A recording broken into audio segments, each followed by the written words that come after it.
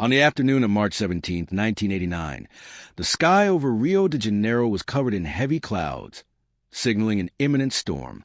The couple, Roberto Mendez, 32, a university geology professor, and his wife, Clarissa Almeida, 29, a freelance photographer, set off on what would be a quick photographic excursion to the rock formations in the Jacarpagua region, west of the city. The goal was simple: to record geological formations for Roberto's academic project and capture images for Clarissa's portfolio. According to family reports, the couple had mentioned their specific interest in exploring a lesser-known area of Pedra Branca State Park, where unexplored caves could offer valuable material for both of them. Roberto and Clarissa were known among friends and family for their adventurous spirit, but also for their caution and adequate preparation for expeditions. That afternoon, they set out equipped with ropes, flashlights, water, non-perishable food, and professional photography equipment. The last confirmed record of the couple was at 2:37 p.m., when Roberto made a call to his department colleague, Professor Carlos Drummond, informing him about an interesting discovery. "We found a formation that is not shown on the official maps. Let's take a closer look, and I'll get back to you in 2 hours." This call, recorded by the telephone operator and later recovered during the investigation, would be the couple's last known communication. At 7:45 p.m., Clarissa's mother, Helena Almeida, called the couple's apartment in the Tijuca neighborhood, concerned about her daughter's prolonged silence, as she always said when she would be late. With no response, Helena contacted Paulo, Roberto's brother, who immediately went to the couple's apartment. Upon arriving, he found everything in perfect order, with clear signs that they intended to return. Food in the fridge, the television set to record a documentary at 10 p.m., and the spare apartment keys in their usual place. The following morning, March 18th, with the couple still unavailable, Paulo Mendez reported the disappearance at 1:32 in the Jacarpagua police station. Police Chief Sergio Bark immediately began the search, mobilizing teams to the Pedra Branca State Park region, focusing on the area where the couple's car, a blue Volkswagen Joel, license plate RJ7632, had been found parked near one of the park's less frequented entrances. The first 48 hours were marked by intense operation. The Rio de Janeiro Fire Department, with the support of sniffer dogs and volunteers, searched a 5 kilometers radius from the abandoned vehicle. The torrential rain that fell during the night of the disappearance significantly complicated the work, erasing possible tracks and making the steep terrain even more dangerous. If you want to follow more cases like this, which shake up society as a whole and reveal hidden truths, subscribe to the channel so you don't miss any investigations. The first days of the investigation were marked by a confluence of fragmented clues and contradictory testimonies.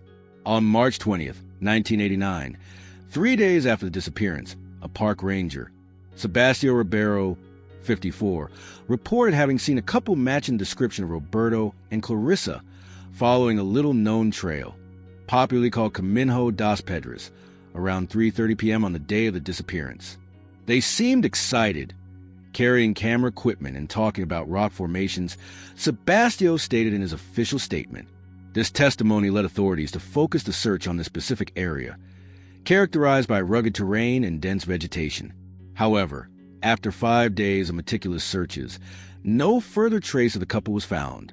The operation faced considerable challenges due to terrain and unfavorable weather conditions, with intermittent rains hampering the work of rescue teams. On March 25th, an intriguing discovery added a new layer of complexity to the case.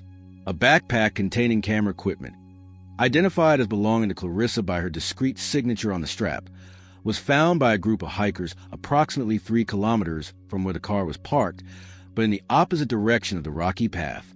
This discovery cast doubt on Sebastião Ribeiro's testimony, suggesting that the couple might have taken a completely different route. The investigation took an even darker turn when, in April 1989, a theory emerged involving drug trafficking groups using certain areas of the area, parked for illicit activities. Chief Inspector Borque explored this line of investigation after receiving anonymous information that Roberto might have inadvertently photographed a drug trafficking operation. However, Subsequent police operations in the region did not confirm this theory, and no concrete link was established between the disappearance and organized criminal activity. Between May and July 1989, the police also investigated the possibility of a crime of passion or financial offense, scouring the couple's background for possible conflicts or debts. Their bank accounts were analyzed, revealing a stable financial situation with no suspicious activity. University colleagues and Clarissa's clients were interviewed, and all described the couple as dedicated professionals with no known feuds.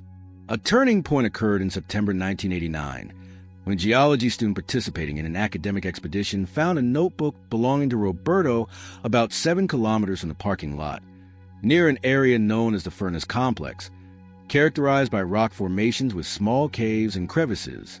The notes, partially damaged by exposure to the elements, they contained records of unusual limestone structures and mentions of a cave with an atypical formation for the region. This discovery completely redirected the investigation. A new search operation was organized, focusing on the Furnace Complex. Using approximate coordinates extracted from Roberto's notes, the teams explored several caves in the region. However, the size of the area and the complexity of the terrain, combined with limited resources, resulted in fruitless searches. As months turned into years, the case gradually lost priority for authorities, although it was never officially closed. Roberto and Clarissa's families kept the search alive, hiring private investigators and organizing periodic expeditions to the region. In 2003, 14 years after the disappearance, the case gained new momentum when Maria Eduarda Teixeira, a former student of Roberto's who had become a geology professor, found among his belongings a letter that Roberto had sent her days before he disappeared. In the letter, he mentioned a 1967 scientific article documenting unusual limestone formations in the Jacarpava region, specifically detailing an unmapped cave that contained evidence of prehistoric human occupation. Maria Eduarda submitted this information to the Missing Persons Department, now responsible for the case. Chief of Police Enrique Mireles, who had taken over the investigation in 2001, recognized the importance of this new information and requested a copy of the aforementioned article. After a thorough search of academic archives, the document was located in the UFRJ library. The article, written by Portuguese geologist Antonio Ferreira, described an expedition to western Rio de Janeiro and mentioned the discovery of a cave with unique characteristics. Approximately 620 meters above sea level, a barely perceptible crack in the northeast face of main formation gives access to a sizable underground chamber, partially flooded and with evidence of ancient human occupation. With this information, a new expedition was organized in July 2003, combining the efforts of the police, UFRJ geologists, and speleology experts. The search focused on the approximate coordinates provided in Ferreira's article, adjusted based on Roberto's notes. After 3 days of systematic exploration, the team located a crevice that matched the description. However, when they attempted to access it, they discovered that a landslide that had occurred years earlier had partially obstructed the entrance, making the passage extremely dangerous. With inadequate equipment to deal with the situation and unfavorable weather conditions approaching, the expedition was temporarily suspended. In the following years, bureaucratic issues, changes in police administration, and budgetary constraints prevented further official exploration attempts. The family continued to pressure authorities, but the case remained in investigative limbo until 2015, when a documentary produced by TV Brazil about unsolved cases brought the disappearance of Roberto and Clarissa back to public attention. Leave a comment and never give up on the truth if you believe that all missing people deserve to be found.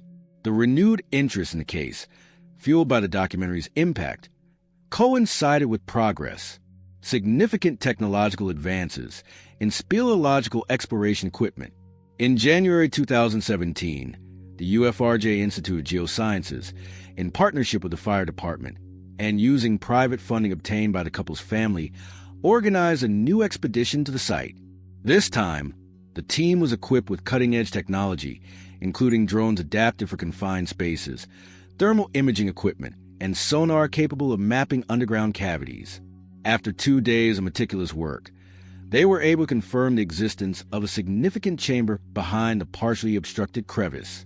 The data collected by the equipment revealed that the cave was considerably larger than suggested in the 1967 article, extending approximately 280 m inside the rock formation.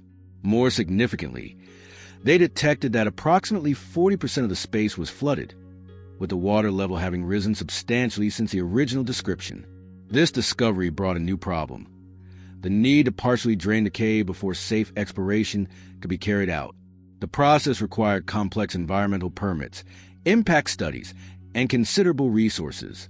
The bureaucracy and issues funding constraints delayed the project for another 5 years. Finally, in July 2022, exactly 33 years after the disappearance, the controlled drainage operation began. Using techniques that minimize environmental impact, the team managed to lower the water level by approximately 2 meters, enough to allow access to most of the cave. On July 26, 2022, a team of firefighters specializing in cave rescue, geologists, and a forensic expert entered the cave for the first time in decades. What they found shocked everyone. Preserved by the limestone-rich mineral water and the isolated environment, a scene frozen in time revealed the tragic fate of Roberto and Clarissa. The couple's bodies were found in a secondary chamber, approximately 70 meters from the entrance. Roberto was seated, leaning against a rock formation, with clear evidence of severe fracture in his right leg. Beside him, Clarissa lay, her head resting on what appeared to have been a makeshift backpack as a pillow. The state of preservation was extraordinary, with body tissues mineralized by the calcium-rich environment, creating a kind of natural mummification. The preliminary on-site examination, conducted by Dr. Ricardo Viana, a medical examiner specializing in forensic anthropology, suggested that the couple had become trapped in the cave after a significant fall. Evidence indicated that Roberto had suffered an open fracture in his right tibia, preventing him from climbing back out. Clarissa, apparently unharmed in the initial fall, had remained with her husband. Around the bodies were found numerous items that told a silent story of survival and desperation: exhausted flashlights, empty food containers, a makeshift water filter, and, most significantly, a diary kept by Clarissa in pages from her photographic notebook. Clarissa's notes, miraculously preserved thanks to a waterproof plastic container, provided a detailed and moving account of the couple's final days. The first entry, dated March 17, 1989, described the accident. It all happened so quickly. The cave floor gave way beneath our feet, and we fell about 20 feet. Roberto broke his right leg in the fall. The bone is exposed. I managed to make a tourniquet with part of my shirt. Our situation is serious.